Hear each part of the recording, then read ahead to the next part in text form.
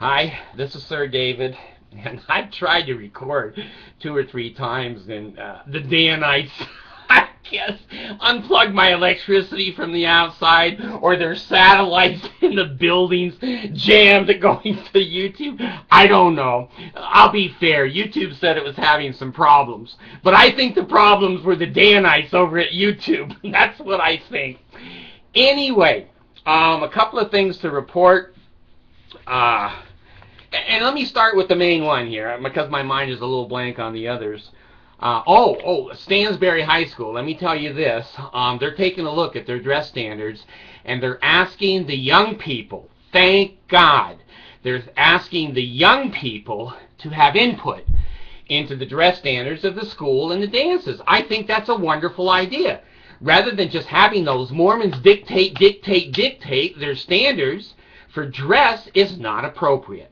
So anyway, that's a piece of good news, and Stanberry knows what it's done. They're famous. I was just over here to the people here in our town, and they knew exactly what was going on at Stansbury. All right, here's what I'm going to video about today. Last year, the Mormons, after they're coming out of their seminary classes, which is hooked to the high school. There's no separation of church and state in this state. They were all wearing their suits and their ties and their dresses, and it's conference weekend. This is the weekend for general conference. And so they went over to my daughter's school, and they all went in there with suit and ties on and whatever, and my daughter said, "What the hell? What the hell? I'm not a member of their church. Why do I have to look at their costumes?" And I go, "Honey, you don't."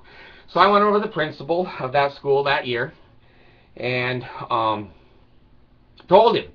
I said, it's intimidating. I said, don't let the Mormons come over here. Your damn dress code won't let my child walk in here, say, with a T-shirt that says atheist forever and dressing down in Gothic. Why do you let the Mormons wear their costumes in here? It's the same principle, my friend. This is a public school. This is paid for by taxpayers, not tithing. And if you let the Mormons dress up, then I can let the other kids dress down. I'll give each one of them a clown hat on conference weekend, and they can wear it around saying, I'm not a Mormon. You give the Mormons a right to do it this way, you've got to give the other children a right to do it that way. So anyway, it's Friday, the day before conference, and I thought, oh God, here we go again. So I went over to the junior high on my own feet with my own eyes and my own ears. This is not rumors and Mormons saying, he doesn't know what he's talking about. Jesus, I was over there. Now maybe I'm stupid and I didn't see what I saw, but I saw the kids in ties and white shirts. How many ninth grade? I was in ninth grade. I wouldn't wear a suit and a tie to class if you paid me. God, talk about Nerdville. I had my 57 Chevy and I was fixing it up for my driver's license. I wasn't going to school in a damn suit and a shirt and a tie. The other kids would have looked at me and go, what the hell? Are you going to a wedding? Are you going to a funeral? I go, no, it's just my church. They make me dress like this. So I went over with my own eyes and my own ears and my own experience. And I looked. The boys were wearing their suit and ties and their white shirts. Now, I wanted a second opinion, so I called my daughter out of class, and I took her out in the hall, and I said, Abby, are they still in their costumes this year? And she goes, yeah, they are. I said, okay. So I went up to the regular seminary teacher up the hill there and talked to him, and he said, well, come back at 11:30. And I said, the new caribou, don't come back. Homie, don't play that. Where are your administrators? So he told me. And I went over. Now, this gentleman, I warned. I'm not pulling some kind of a stunt on him at all. Here's his business card, the Church of Jesus Christ of Latter-day Saints, and his name is James Durant, D-U-R-R-A-N-T, and he's the principal. Okay? Now, he's over these schools that are dressing up and trying to advertise conference weekend. he and I started talking. Chatting. I know the Mormons love that word. I said, could I have a chat with you? Because he's used to hearing that word from a state president or a bishop. Oh, yes, come in. Treated me like a state president. Now, listen. I'm going to tell you the truth. This was a very nice young man. He was, of course, dressed immaculately and in his suit, and the seminary building was beautiful over there at the high school. And he invited me right in and was very courteous, very, very courteous. And he let me speak. Unlike most Mormons, he let me speak. And I told him, generally, you've got to understand, you Mormons don't have boundaries. You're hurting people. Well, that's not our intent. And I believe him. It's not their intent. They're just stupid. They're not in the real world. They're in their own cult society, and in that society, it's acceptable. In the outside society, it's not acceptable. So he let me speak, and I told him that I'd been a member for 50 years, worked in the temple, and I was a 4-year seminary student. That didn't make us a lot closer after I started the conversation, but I was direct. I wasn't discouraged. Now, in my mind, now I'm bipolar. I don't think dancing on the table and throwing shit at him is discourteous. I think that's the way he doesn't know shit. I'm just bullshitting you. So I sat there and basically told him, I said, you're intimidating other children. Well, we don't intend to do that. And I said, then take those damn suits off before conference. You're advertising conference. He says, oh, no, we're not. We're having certain seminary classes pretending we're in conference. And that's the way we ask the kids to dress, and then they leave the seminary and go over to the school. I think that is truthful. But what I also think is the authorities know that's intimidation. Now, he didn't. He didn't. That was not his intent. And he did say, this is my first time here, my first year here. And he says, when I was here at high school, which he was, the building was in there, he says, I didn't see him over here in suits and ties. And I says, well, I'm not surprised. High school students aren't that stupid. They're not going to go to Nerdville on purpose. So he said, well, I'll have to go check. And I said, okay. Now, I told him, there are many kids over there that are Buddhist. They're Muslim. They're Hindu. They're atheist. They're agnostic. And they're not going to wear garments. And I said, now, you know what happened over at Stansbury, don't you? I said, do you want that to happen here? I said, you know, the only time your church changes anything and gets new revelation is when you're sued. You don't want to go there, do you? I said, okay, then listen to what I'm saying. You're welcome to your religion. Don't knock on my damn door. Don't tell me you're not soliciting when you're asking for 10% of my income for the rest of my life. That's solicitation. Don't dress your people up to make other people feel intimidated and they're not part of what's going on in this state. Now, right now, and for a long time, 180 years or so, you've had the advantage because you're the majority. In the next year or two, you will drop to 49% in this state, and people like me are going nowhere.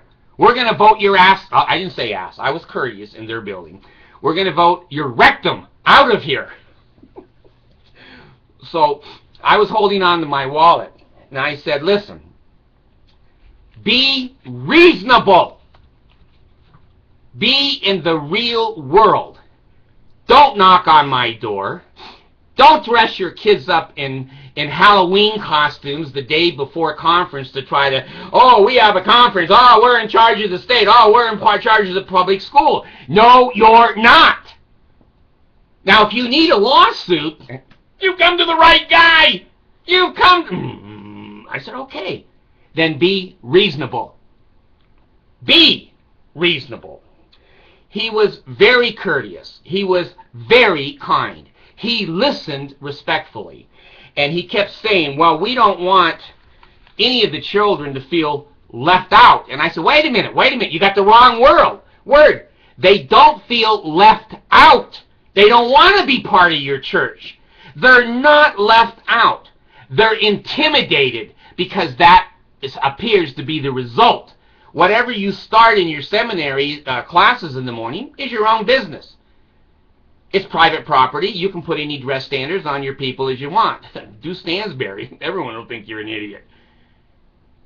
You can go to church in your own buildings, but don't try to convert us. We don't want to be converted. Well, he was thinking I was excommunicated. And I said, no, I resigned from your church. We don't think Joseph Smith was a prophet. We think he's a pedophile. You don't marry 14-year-old girls for wives when you're 38 years old, and then marry 30 other women who are already married. We don't want to be part of your church. But we don't deny that you can have your own church, believe what you want. But don't bring it out to us. We're not interested. Well, he's a returned missionary, so that went over like a turd in a punch bowl. Anyway, I want to be honest and I want to be straightforward. That's why people watch this show. It's not because I'm handsome. It's not because I'm brilliant. It's not because I make a lot of money. It's cost me $0 to produce it and $0 money I get in. I refuse to take money from anybody at any time because that gives people power over me. No one has power over me. I'm an atheist. Even God doesn't have power over me. I sit in front of here, and he said, well, can I have your name? And I said, Jesus. If you don't give a name, you wonder what validity this guy has. He wants to come in here anonymously, and that's what the Mormons do. And I said, well, do you have a business card? And he goes, oh, yeah, I do. I have a business card. And I said, well, then that's fair. I said, I have a program that goes out to 161 countries every day, and your name is James Durant, Durant, D-U-R-R-A-N-T, and you're the principal of the seminary program over here. And I want to leave an honest opinion. He said, we'll look at this. He says, this is not our purpose, and I'll go over and talk to them and check and make sure that we're not engaging in any kind of intimidation at all. And I said to him, I said, now listen, this is the principle. I speak in principle, not in words and not in ideas. That's why some of you watch me, because you're highly intelligent. The Mormons go, oh, he said something, and they focus on the word. And they're off in another world. They are a peculiar people. They don't want to be anymore, but they are. And I said, listen, you have... Oh, the camera bowed and bowed its head and said yes. It's a Mormon camera. Oh, he did it again. That's the way the Mormons do it. God. Oh, he's fighting. He's fighting for his life. Let me see if I can make... Okay, he's a little crooked, folks. Just like the Mormons. Just a little crooked. Anyway, I told him, I said, now here's the principle. Don't listen to my words. Here's the principle. Your children have a seminary program on Friday before conference, and they pretend they're having a conference. And so they all dress up like they're in church, and to get some reverence and respect. It's brainwashing, but that's what he said. Anyway, they have a right to do that. And then they leave the seminary class, walk over to school, and they keep their costumes on, which advertises conference and advertises to the other kids, you're heathens, you're not in the Mormon church. Now, at the local level, I don't think they're doing that on purpose. At the higher level, they are. There's no doubt. At the higher level, it's meant as intimidation. So I said, now listen, if my children had a meeting in the morning, like seminary, principal, and it was the church of the devil, and they all dressed in witch costumes because they're having a seance, and then they leave their meeting and walk to school, and they leave their damn costumes on. Do you see the principle? Yes, I do. I wouldn't want that, and I see what you're saying. There's other people that don't want our kids dressing that way. I said, you got it, my friend. You got it, my friend. Now, like I said, 4 or 5 times here, he was very courteous, he was very professional, and he was informed, and I didn't feel any intimidation or, God, you're not a member of the church, so I don't have to. I didn't feel any of that at all. Thank you, Mitt Romney. But be that as it may, let me say this. I will come back on to the world if they do what they say they're going to do. Mormons move their lips the right way. Always. They always say the right thing. Oh, we'll look at we don't want anyone. We're not trying to they'll say it and say it. Let's see it. Let's see a memo, or let's see a publication that, please, the Friday before seminary morning for conference, do not wear your church uniforms. Dress appropriately for school, because you will be going to school the rest of the day, and we don't want to intimidate and or make other people feel less. Let me see it.